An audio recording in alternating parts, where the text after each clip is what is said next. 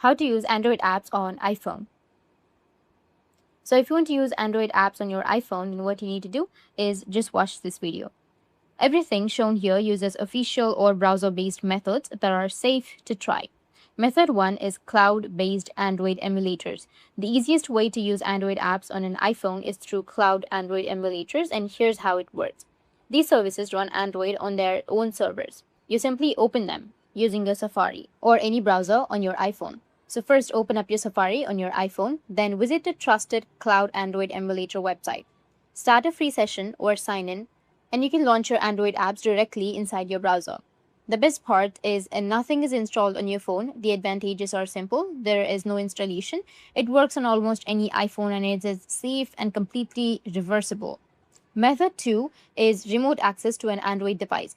Another safe method is remote access. Here's how it works. You remotely control a real Android phone or tablet from your iPhone.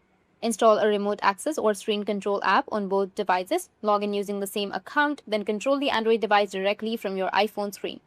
This method is especially useful for developers testing Android apps or using apps that you already have installed on your own Android phone.